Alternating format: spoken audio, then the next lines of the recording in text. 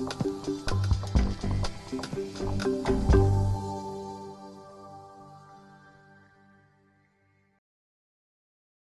is Ready to Retire, and hopefully what it will do is give you some tips that you can pass on to others who are approaching retirement. So first of all, the Retirement Planning Council of Ireland, who are we? Well, we were founded in 1974. We're a not-for-profit organisation and a registered charity. We are not in receipt of any state funding. We are not in receipt of corporate sponsorship. So we're completely independent and particularly important when it comes to financial issues. We can talk to people. We will never tell them what to do with their money, but we will say, here are some questions that you might ask your provider. So we have a lifestyle and financial process. Big thing that many people do not appreciate is that anybody who attends one of our courses has free lifetime support. So if there are any questions in relation to retirement, once they have attended one of our courses, they can ring us, they can email us for any time for the rest of their life, and we'll do our best to help. We run courses in Dublin every week. We run courses around the country, so Sligo, Galway, Limerick, Cork, Waterford, Kilkenny. All of the course dates to the end of 2019 are on our website. You can look online, you can book online, you can pay online. We also run courses specifically for organizations. So if you have a group of people retiring in or around the same time, we can go into your company and run a course on site. And we also run courses for executives, so one-to-one courses for senior executives where the focus is very different. The content is different but presented in a different way. So most of our courses are led by PowerPoint. An executive course is led by the individual. So instead of saying next slide, what we do is say, we talk to them, and here's the slide that supports what we're saying. So it's a very different way of working, but it's tailored to the needs of the individual. We've just this year started running weekend retirement courses, and we're using Hotel Westport. We've just done one. We have another one scheduled for April, and a third one in November. So if that's of interest, it might also help. We have a voluntary board, and that now is 50% female. So quite unique in the representation on the board. So these are the elements of our two-day program. So we're looking at what changes, routine, relationships, and identity. And most people think about routine, but not very much about either relationships or identity. And identity can be a big issue for the person who is retiring, but also for their partner. So if I'm the COO of the Retirement Council today, and I retire tomorrow, who am I the next day? And my partner, who is she? She's no longer the wife of the COO. So that kind of stuff we talk about. We look at investments, tax, healthy living. So we have a dietitian comes in, talks about diet, exercise, mental health. We go through social welfare entitlements, legal. We have a solicitor who will talk about wills and enduring power of attorney. And then we look at what are you going to do with time? Because most people think that money is the issue in retirement. In effect, it's time. What are you going to do with all the time you have to fill? And then in the last session of the second day, we pull all of these things together into a plan so that people leave at the end of day 2 with a plan of what they're going to do in their retirement. These are just some stats. So we surveyed people before they came on our courses, and the one I just want to focus on is the bottom one that says 65% of people are most concerned about managing financially in retirement. So before they came on the course, they were worried about money. We surveyed the same people after they did the course, and you'll see that number dropped to 25%. 25% were most concerned about financial issues. 95% were excited and optimistic, whereas previously they weren't, and 50% recognized that the challenge would be managing the transition. How do I move from the world of work to the world of what next? And that might involve work. The 8 keys to a successful retirement: having a positive attitude. The best example of a positive attitude that I came across was not that long ago. I was at a wedding, and I was sitting at a table, and there was a rather elderly lady at the table who'd had quite a lot of gin to drink. And she said to me, "Can you help me?" And I said, "If I can, I will." She said, "You know this question about the glass half full and the glass half empty?" I do. She said, "Can you tell me, why do they do not just fill the bloody glass?" Okay? Try to get a clear vision of what life you want. So not just you, but those that are near and dear to you. A healthy approach to mental and physical aging. And we've talked a lot this morning in plenary about well-being. A positive view of what you think work represents for you. Nurture relationships. Develop an active social network, and that is not Facebook and Twitter and Instagram. It's real people. Have a balanced approach to leisure. So again, we find when people retire, they very often say, "I'm going to take up swimming." And it's like the pendulum swings too far. They're constantly swimming. And it has to settle back to a new equilibrium. So balance is important. And maintaining financial comfort, and I'll come on to that in a minute. Tilda, the Irish longitudinal study on aging in Trinity, said there are 3 critical elements for a long, healthy and happy retirement. A purpose, a mental challenge, and a social network. So if you think of it, most of us, our purpose revolves around the work we do. When the work is no more, what is our purpose? Mental challenge is about keeping that stimulation, stretching yourself a little bit, not just rusting out. And social network is about developing networks of people to talk to. And I'll come back to that also. So retirement can be a bit like an iceberg. So people see the bit that's above the water and think financial, and in reality it's also emotional, psychological and lifestyle stuff. And we address all 4 aspects in what we do. So the main things that will change are health, money, identity, time and routine, and relationships. Each one will be impacted by the retirement. The first thing that people need to think about is to plan the retirement, so not fall off the cliff, but work towards retirement. And learning to say no is critically important. People will start to manage your time if you retire. You have nothing else to do. You can drop me here, you can pick me up from, "Oh, you're going into town, would you ever call around and get?" And you need to learn to say no. And most people were quite okay with that. All of these things happened when you were at work. They can still happen now you're not working. Now you might choose to do things, but I want you to choose to do things that fit into your plan, not be at everybody's beck and call, because you will start to resent them, and you will not do the things that you want to do. So we're really saying to people, learn to say no. Delegate. If you're still at work, you might negotiate reduced working hours, so you're phasing yourself out of the world of work. And you certainly need to develop new activities, both mental and physical. That might be revisiting old hobbies, it might be taking up something new. But we'll touch on that a little bit more as well.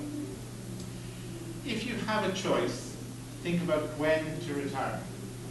People who retire early in the year are much better off than people who retire later in the year. And I think it's around sunlight. The days are getting longer, the days are getting brighter, it's easier to be out and active in spring or early summer.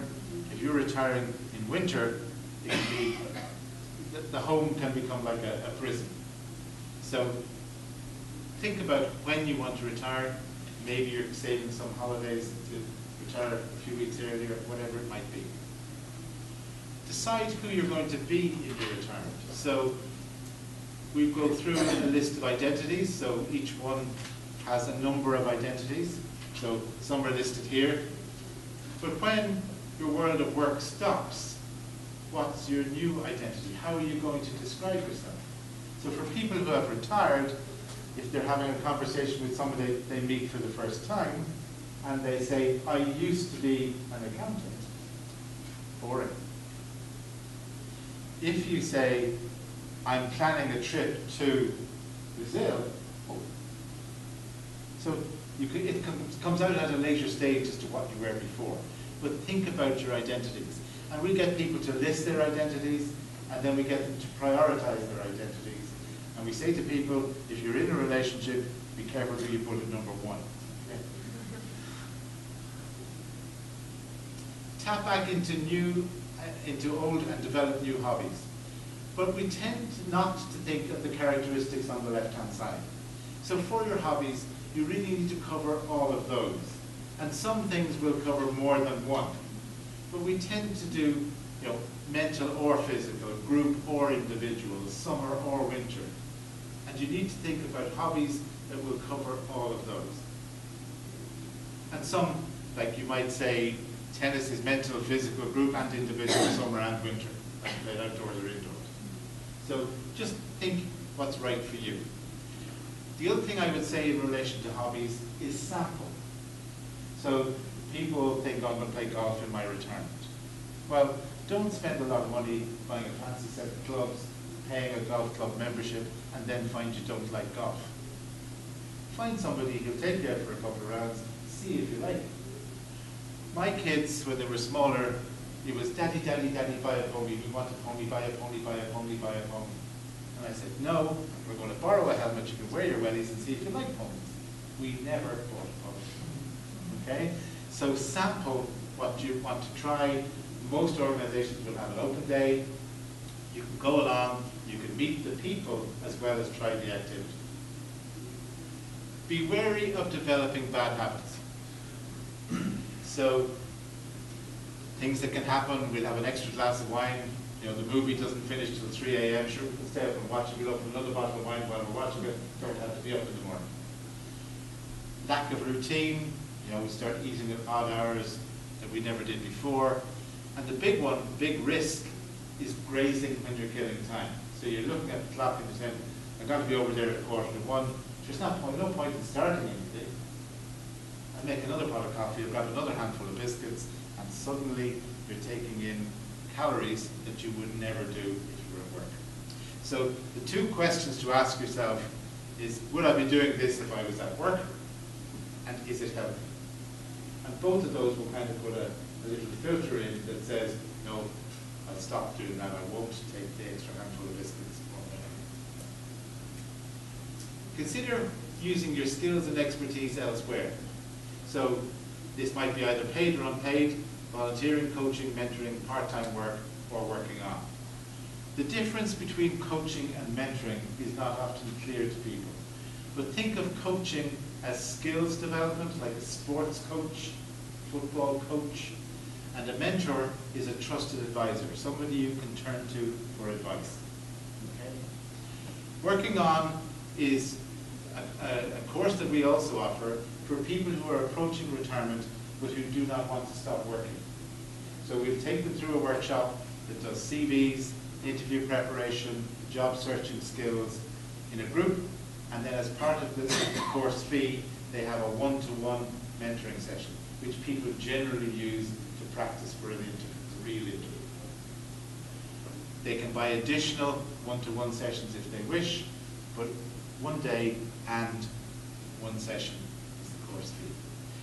Part-time work, not that easy to come across.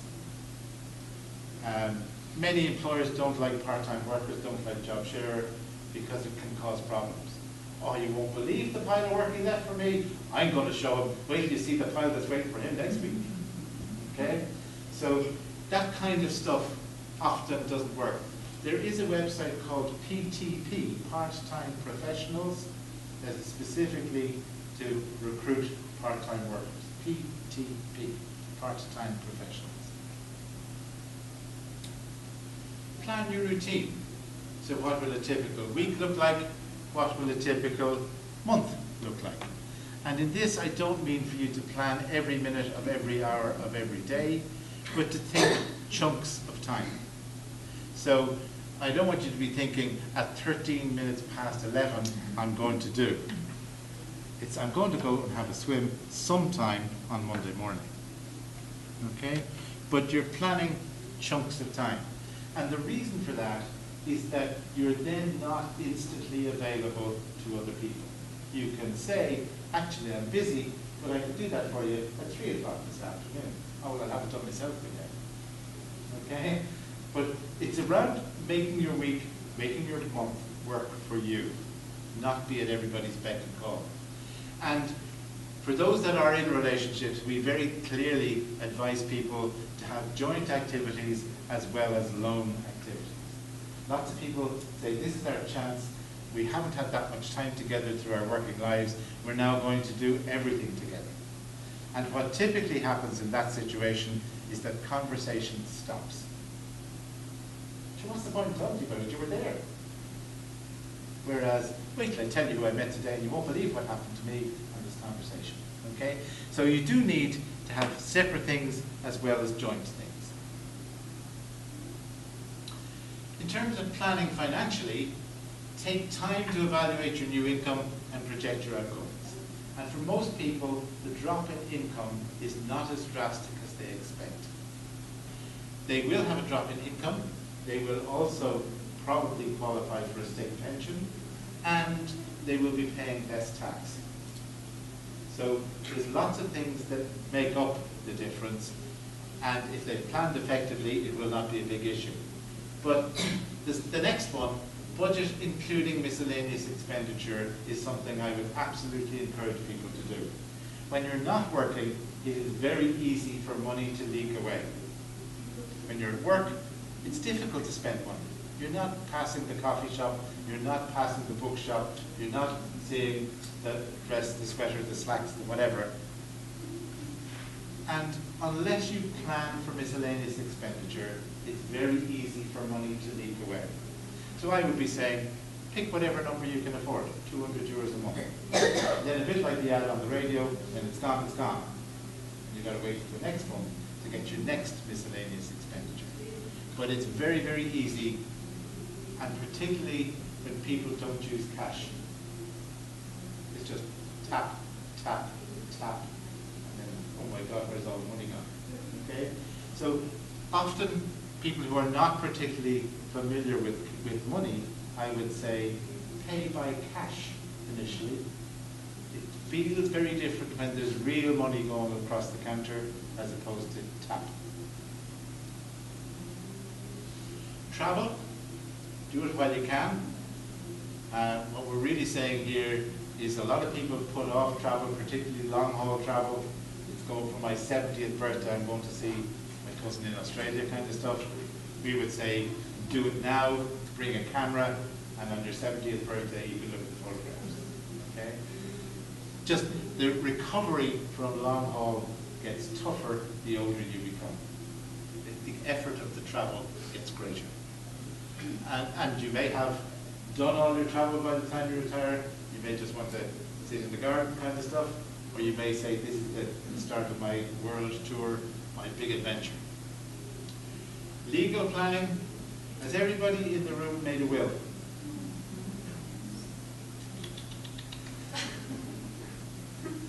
Has anybody who has a will, how recently did you review your will? Most of us make a will when we get a mortgage, or when we get married, form a relationship. And it's put away, and we never look at it again. And we would be saying to you, and to anybody who's retiring, review your will. Probably about every 5 years. You may or may not change it, but so many things happen in our lives. People who we were going to leave something to are no longer around. We've inherited from somebody else. Our assets are very different. We've fallen out with our brother, so we're not definitely leaving him anything, and so on. Okay? But just make sure that it still is what you want to do. And sobering thought is the bottom of the screen. One day, one of every couple will be single. Again, if you're doing everything jointly, you need to think about what could it be like. Not quite as bad as it used to be. If you take the traditional model of the man working outside the home and the woman working inside the home, a lot of people didn't know how to cope when one partner died. Now typically both are outside the home, but that also changes the dynamic of retirement. So in the old model, the woman was at home, and it tends to be woman or man at home now, person at home, and the man retired into that space that the woman had occupied for 40 years. the marriage bar was there, and people had to leave work once they got married. Now the dynamic is very different. Typically, one partner is a few years older than the other, often male. Male retires first, claims the home, and the woman retires in a few years' time on top, rather than the way it used to be. And I know that's not politically correct, and I apologize. Do resist bringing your work self home. So when you're retired, try and leave your work self at work. Right? You should have died before people retire. Well, yes. If you can work on it, the sooner you start to work on it, the better, both for yourself and others. Okay? Control plan, demand reports, and have meetings. So the kind of things are, where are you going? Can you imagine how you would be annoyed if somebody was sitting around saying, where are you going? Or, do you have to? Or, how long will you be? Or, worst of all, can I come too? So, they're the kind of things, it is humorous, but you do also need to think about how you're behaving, and is this antagonistic, or is this helping? Importing work habits, so meetings, we need to have a meeting about it. Right. Planning, I've just planned our holidays for the year. What do you mean our holidays? I don't want to go there. Oh, it's on the internet, I got a fantastic deal. Right? You need to talk about these things. Reporting, why didn't you tell me you were going to do that? And control, by the way, who is in charge here anyway? Okay? So, again, a bit of humor, but you just need to think about how you're behaving and how you're interacting when one or both are retired. Other issues, have one car. Very common discussion. Now, we're retired now, do we really need two cars? And the answer is no, provided mine is the car that stays. Okay? Move house, lots of people spend time looking at downsizing, looking at releasing equity, but don't actually move. And the Retirement Planning Council has had a cooperation with hunters, the auctioneers recently, and we've produced a first-time seller's guide. Because we discovered that a lot of people bought a house, have lived in the same house all through their working life, and have never actually sold a property. So it's a bit from the auctioneer, it's what you need to do, a bit from a solicitor, it's what you need to do, and a bit from us as to how to think about it. But a lot of people don't move house because they realize we know the neighbours, we're embedded in the community, it's a walk to the pub, the bus stop is around the corner. If we move, how are we going to find similar? And yeah, we have a couple of extra bedrooms, but we can just shut the door. We don't have to heat them, we don't have to do anything with them, and should the grandchildren want to stay over anyway, might be tomorrow, but it'll be there for them when it is. So a lot of time and energy, and very often people don't move. We also come across people who have a holiday property, you know, the one on Achill Island, and people are saying, oh, I'm going to move to my holiday property. And I said, have you been there in the middle of winter? No. I said, try it. I had a holiday home in Wexford for a while, and the locals said I would never be accepted until the lights were on Christmas Day. So I put the lights on the timer. The next time I went down on Patrick's Day, they said, we caught you, we knocked on the door, and no answer. Okay? So you might think about shopping, cleaning, ironing, gardening. This is a redistribution of home duties. If anybody wants a laugh, look up YouTube and look up an Irish guy called Kieran Blair. And the name of the clip is Keep It Confidential. Essentially, he's a guy who retires and he has this discussion with his wife, and it comes up with the idea that he's going to do the ironing. He thinks ironing is very easy. All he's got to do is turn on the television, Sky Sports, make a pot of coffee, and the ironing will be done. He soon finds this is wrong. But he goes to his wife and he says, can I please have the ironing book? And she says, yeah, every electrical appliance has a book. Where is the ironing book? So eventually he finds it in a drawer, still in its original plastic, takes it out, discovers it has 68 pages, but he's relieved to find that only 8 of them are in English. and it goes on in that way. Okay? Might need to think about cancelling memberships, so there may be things that you spend money on that are work related. You still need to do that. And one of the first things I put up was saying no, really important when it comes to the last 3 here, finding relatives, children or grandchildren. So one of the things that happens is that there are a group of siblings who are doing drop into mom kind of stuff, and they have a rota going and everything's working smoothly. One of the siblings retires and people start opting out. There's nothing else to do, we can go up every day. And you need to say, no, I'm prepared to do my share, but I'm not picking up your share as well. Now you might choose to, but you want to know what you're getting into when you do that. Came across a guy, probably nearly a year ago now, who said, I resent my daughter. It's very simple. When I retired, she decided that her mom and I were going to mind the 3 kids, and they would stop going to pay creche so they could save some money and get a bigger house. And he said, what happened was that we started to be abused. When the kids were in the creche, they had to be picked up, or if they were late, there was a fine for a late pickup. And it's us, we're getting a phone call saying, Dad, something's happened at work, can you hold on to them for another hour? Traffic's really bad, I'm going to be 45 minutes late. And what happened was that the activities they had planned for the evening were compromised because the children were not being picked up on time. So what he did was he opened 3 bank accounts and started charging his daughter half creche fees. And the daughter didn't know what he was doing, but he divided the money equally between the 3 accounts. But he put some manners on her because she was now paying for childcare as opposed to free. And that's a tough example. I don't know that I could do that, but it's just an example of the kind of thing that you need to think about before you get lumbered with something that's very hard to get out of. Relationships, so 80% of our human contacts are at work, 20% are family and friends. And the person who's retiring needs to think, what percentage of the 80% will I retain? So we all know people we work with who we're very friendly with, but the only thing we have in common is work.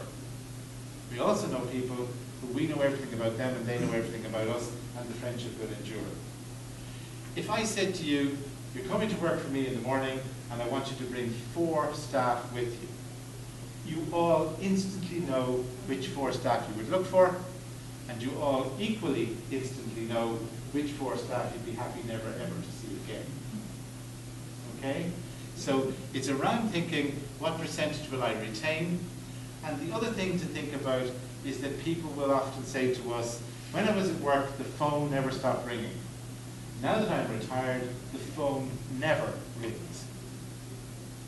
And we say, the phone works 2 ways. You know, they're busy people.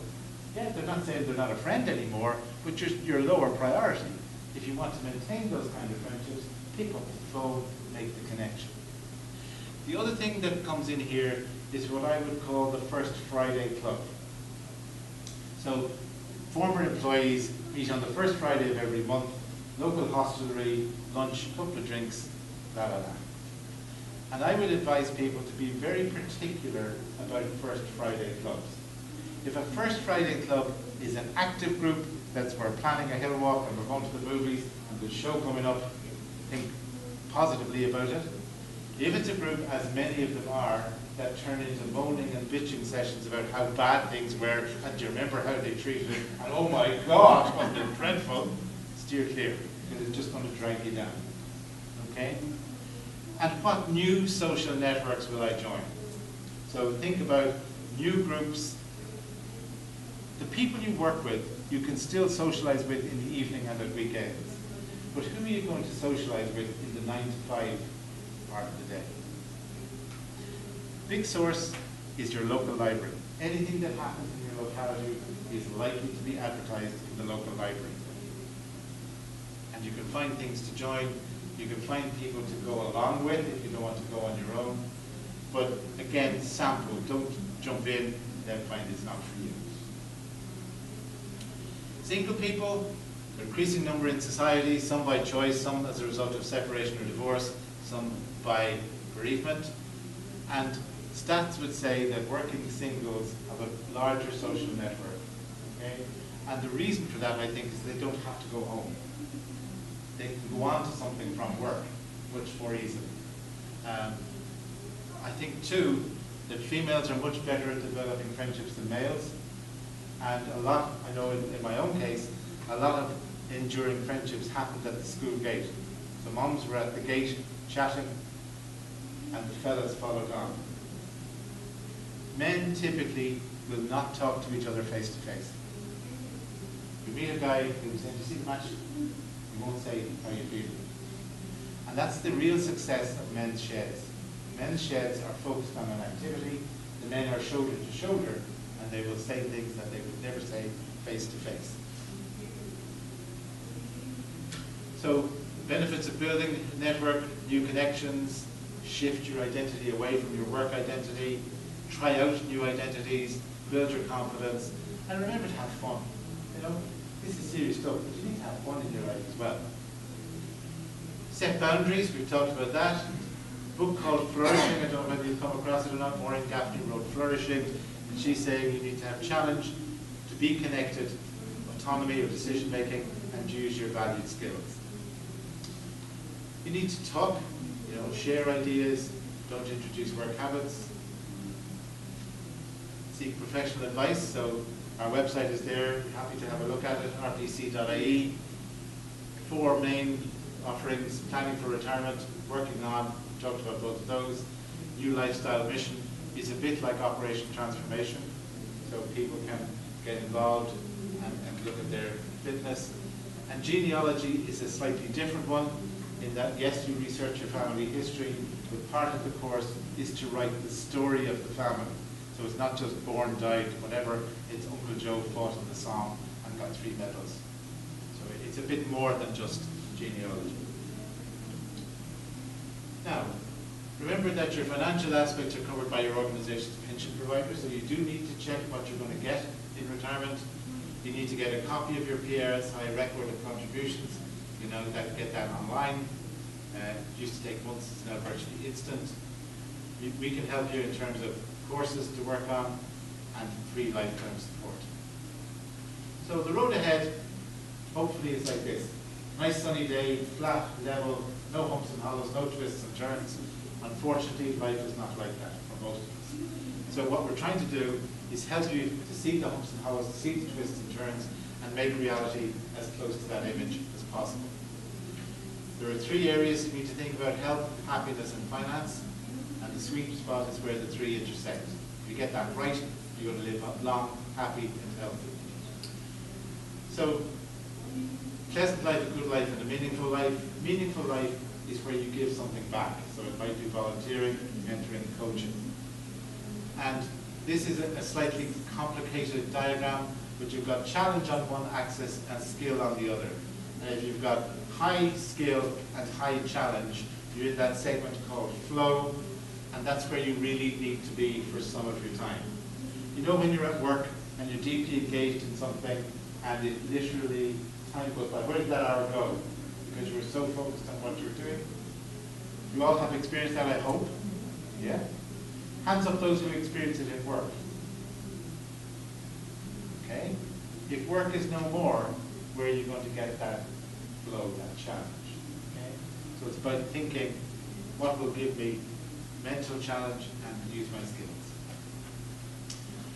Don't aim for happiness, it's a byproduct of a life well lived. So happiness is not a thing. If you live your life properly, you're more likely to be happy. All the aspects of planning that we talked about, family, social, hobbies, exercise, travel, learning, so lots of things you can do for free. Work might be, again, something else, part-time or whatever, and plenty of volunteering opportunities. These are the elements of an effective plan for retirement. So think differently, plan chunks of time, think about each day, get 1 or more leisure pursuits, do something productive, do different things. So there's a pal of mine who, when he got to 60, said he was going to do something different every month. And what he does is just doesn't have to spend money. Sometimes it might be walk Dublin on a Sunday morning and look at the architecture, but he's done things like hot air ballooning, sea kayaking, I don't know what else he's done, but loads of things. Just every month he does something different. Enjoy what you've earned. You know this phrase, there's no pockets in the shroud. You can't bring it with you. I've told my kids, expect to inherit my debt. Maintain a positive perspective, that's glass full. Life expectancy rises, so now people are likely to have at least 20 years in retirement. Mark Twain said, 20 years from now you'll be more disappointed by the things you didn't do than by the ones you did do. So throw off the bylines, sail away from the safe harbour, catch the trade winds in your sails, explore, dream, discover. That's really a good motto for retirement. Plenty of opportunities to do things. This is kind of how we talk about it. We see you in the goldfish bowl on the left with all your colleagues. What we're helping you to do is design the goldfish bowl on the right, where we're also talking to you about the trajectory so you land in this goldfish bowl and don't miss it. Okay?